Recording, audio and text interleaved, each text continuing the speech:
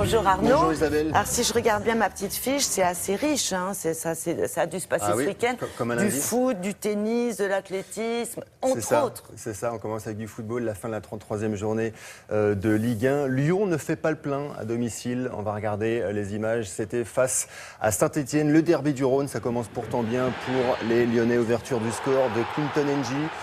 Quelques instants plus tard, main dans la surface de réparation, penalty et carton rouge. Le Stéphanois Romain Hamouma égalise pour Saint-Etienne. Max-Alain Gradel, c'est Max-Alain Gradel qui inscrit le penalty, un partout.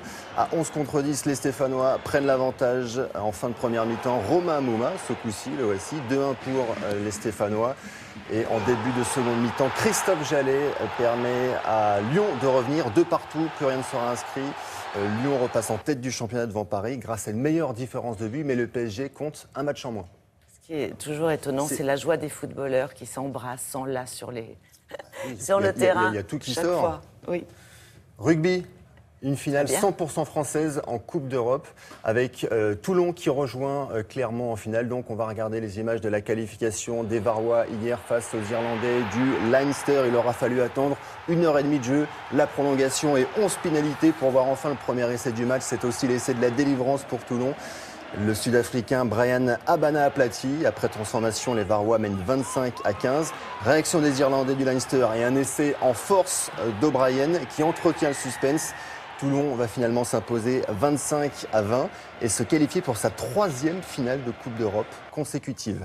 Cette jeune demoiselle, elle, vient de briller pour la première fois sur la scène européenne. Claire Martin, 16 ans, a décroché hier la médaille de bronze à la poutre au championnat d'Europe de gymnastique à Montpellier, la plus belle récompense de sa jeune carrière. Et la pensionnaire de l'INSEP vise les Jeux Olympiques de Rio en 2016. Avant cela, il y aura le bac de français en juin prochain. Allez, un mot quand même sur la gagnante, la Roumaine Munteanu. La Britannique Downey a pris l'argent. Finale du tournoi de Monte-Carlo et plus rien n'arrête Novak Djokovic qui a remporté son 4e trophée de la saison. Le Serbe numéro 1 mondial a battu hier le Tchèque Tomas Berdych. Victoire en 3 manches, 7-5, 4-6, 6-3. Et c'est peut-être lui, le grand favori pour Roland Garros. Ouais. C'est quand Roland Garros? C'est dans 3 semaines. Dans 3 semaines. Roland Garros, 3 semaines, un mois. Formule 1 et le spectaculaire Grand Prix du Bahreïn. Lewis Hamilton domine une nouvelle fois les débats.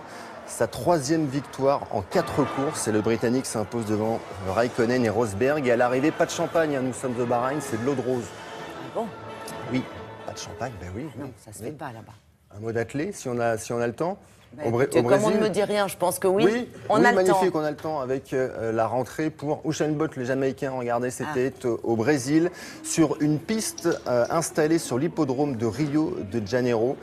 Le champion olympique va affronter notamment l'Américain Bailey. Il va s'imposer comme à son habitude, on a envie de dire, avec un temps de 10 secondes et 12 centièmes. Alors ça, c'est un chrono qui fait rêver, on peut dire, n'importe quel sprinter. Sauf que 10 secondes 12, c'est le plus mauvais chrono pour le Jamaïcain Usain Bolt.